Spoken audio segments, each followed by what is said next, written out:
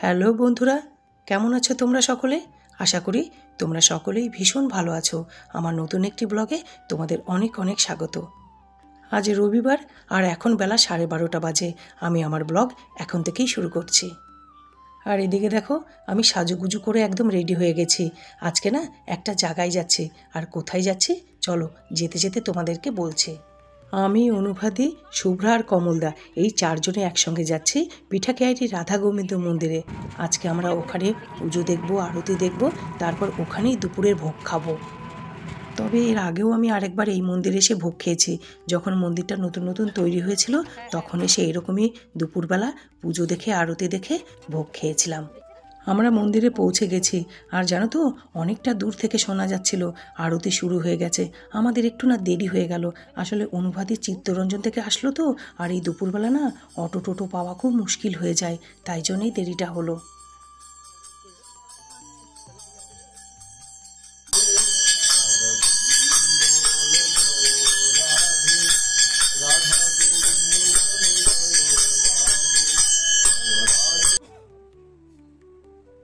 পুজো আরতি খুব সুন্দরভাবে কমপ্লিট হয়ে গেছে। এখন ঠাকুরকে ভোগ নিবেদন করা হয়েছে। আর দেখো মন্দির থেকে মন্দিরের চারপাশটা কি সুন্দর লাগছে দেখতে। খুব সুন্দর জানো তো মন্দিরটা। চেষ্টা করব যতটা পারি মন্দিরের চারপাশটা তোমাদের ঘুরিয়ে দেখানোর। আর এখন আমরা ভোগ খেতে বসে পড়েছি। এইখানটা জানো তো খুব বেশি ভিডিও করতে পারিনি। কি বলো তো, ঠাকুরের ভোগ খাচ্ছিলাম তো, তাই খুব বেশি ভিডিও করতে না মনটা সায় দিল না। তোমাদের সঙ্গে শেয়ার করার জন্যে অল্প একটু ভিডিও করে তারপর ক্যামেরাটা বন্ধ করে ভোগটাকেই তৃপ্তি করে খেয়েছি। খুব ভাল লাগছিল জানো ভোগটা খেতে। কি ভালো না হয়েছিল ভোগ রান্নাটা। তোমরাও যদি এই মন্দিরে ভোগ খেতে চাও তাহলে তোমরাও এই মন্দিরে ভোগ খেতে পারো। হ্যাঁ, তার একটা নিয়ম আছে। অন্তত আগের দিন এই মন্দিরের নাম্বারে ফোন করে কতজন তোমরা ভোগ খাবে সেটা জানিয়ে দিতে হয়, আর একটা টোকেন কেটে রাখতে হয়। সেই মতো তোমরা রাতে ভোগ খাবে না দুপুরে ভোগ খাবে সেটা জানিয়ে দিতে হয়। আজকে সব কিছুই খুব সুন্দর এবং ঠিকঠাকভাবে হয়েছে। ঠিক টাইমলি মন্দিরে আসা, মন্দিরের পুজো দেখা, আরতি দেখা, ভোগ খাওয়া। কিন্তু একটা জিনিস যা অসুবিধে দিয়েছে সেটা হলো আজকে প্রচণ্ড গরম ছিল। কালকে জানো তো অতটা বোঝা যায়নি। কালকেও তো কত সুন্দর ঠান্ডা ঠান্ডা হাওয়া ছিল, ওয়েদারটা কত সুন্দর ঠান্ডা ঠান্ডা ছিল। কিন্তু আজকে না এক্সট্রিম লেভেলে গরম ছিল। কিন্তু তাই বলে মন্দিরে এসেছি, তাও আবার এত সুন্দর জায়গা, সেখানে ফটো তুলবো না তা তো হয় না। আমরা প্রচুর ফটো তুলেছি, প্রচুর ভিডিও করেছি। আর একটা কথা তো না বললেই নয়, কমলদার ধৈর্য। বাপরে বাপ, আমরা যে এত ভিডিও করেছি, এত ফটো তুলেছি, কমলদা এই গরমের মধ্যে প্রত্যেকটা ফটো, প্রত্যেকটা ভিডিও ধৈর্য ধরে আমাদেরকে উঠিয়ে দিয়েছে।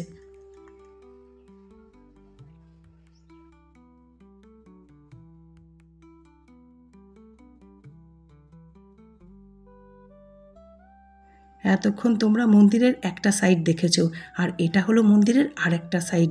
আর দেখো তুলসী গাছটা কি সুন্দর। তুলসী মাতার মাথার উপরে তুলসী গাছ। কি সুন্দর না আইডিয়াটা।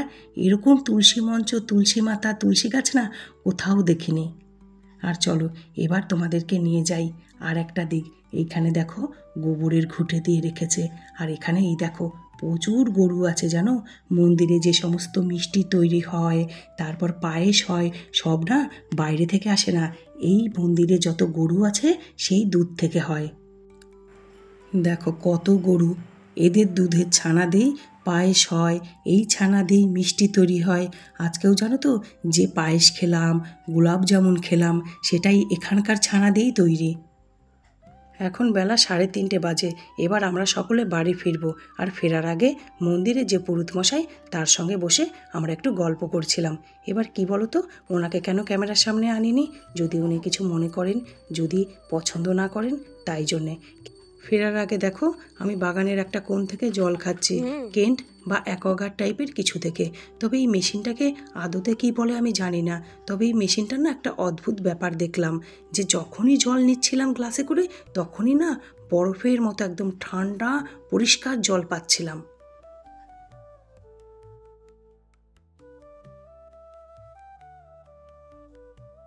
আজ একটু গরম ছিল ঠিকই, তবুও না দুপুরটা বেশ ভালো কাটলো, বেশ আনন্দে কাটলো দুপুরটা।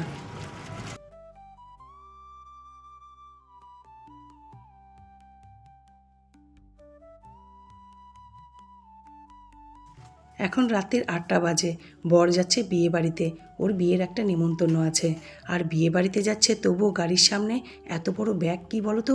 আসলে বরের এই নিমন্ত্রণটা না অফিসের কয়েকজন মিলে, এবার কয়েকজন মিলে না এত বড় একটা ডিনার সেট কিনেছে জানো তো। এবারে ওই ডিনার সেটটা তো ভীষণ ভারী, তাই জন্যে ওরকম মোটা মজবুত একটা ব্যাগের মধ্যে ভরে নিয়ে যাচ্ছে। বরের আগের অনুষ্ঠানের ভিডিও আর ফটো এত পছন্দ হয়েছে যে আজকেও ওই একই ড্রেস পরেই বিয়ে বাড়িতে গেল।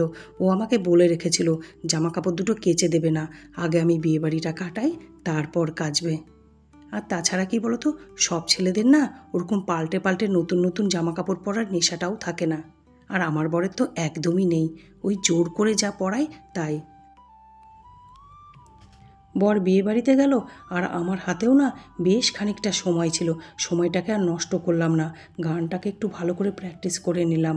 কি বলো তো, সামনে তো 25শে বৈশাখ, মল্লারের না অনেকগুলো অনুষ্ঠান আছে। আর দেখো এখন রাতের 9:45 বাজে, আমি এবার খাবো। আর আজকে একদম হালকা ফুলকা খাবো। ফ্রিজে মাছ ডিম সব কিছুই আছে, একটা কিছু বানিয়ে নিলেই হতো। কি বলো তো, ইচ্ছে করছে না।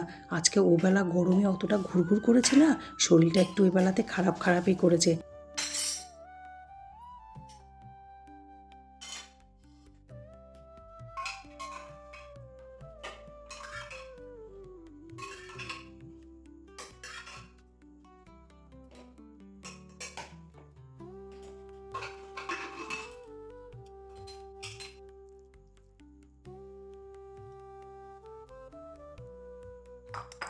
কুকারে গলা গলা ভাত করে নিয়েছি।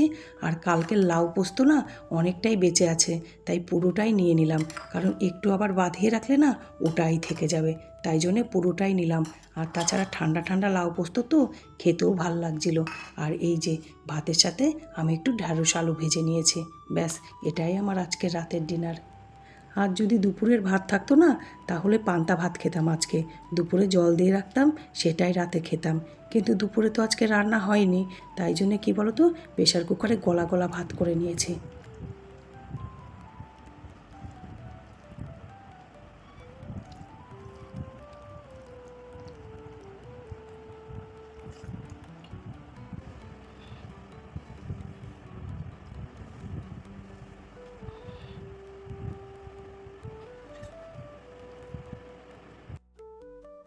যা গরম পড়েছে না, এবারে না একটু গা ধোবো। আর গায়ে যখন ধোবো ভাবলাম একটু প্যাক বানিয়ে নিই কিছু একটা, কারণ আজকে দুপুরবেলা রোদে যা পড়েছে, মুখ চোখ পুরো কালি কালি হয়ে আছে। আর প্যাক বানানোর জন্য দেখো, আমি প্রথমে একটু গাজর দিলাম, পাকা কলা দিলাম, কয়েক টুকরো কাঁচা হলুদ, দই, বেসন, এবার সবশেষে গোলাপ জল দিয়ে এবার এটাকে মিক্সিতে পেস্ট করে নেব। তারপর মুখে গায়ে ভালো করে লাগিয়ে 5-7 মিনিট রেখে ঘষে তুলে দেব। এতে কি বলো তো, খুব ফ্রেশ লাগে আর একটু হলেও না ট্যানটা কম হয়।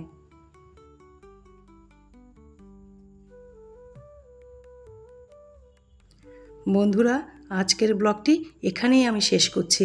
আবার দেখা হবে নতুন একটি সুন্দর ঝকঝকে ব্লগের সাথে।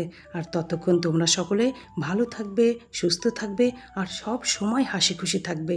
আর যদি আমার ব্লগটি তোমাদের ভালো লেগে থাকে, তাহলে একটা লাইক করবে, শেয়ার করবে আর প্লিজ আমার চ্যানেলটিকে সাবস্ক্রাইব করে দিও। বাই।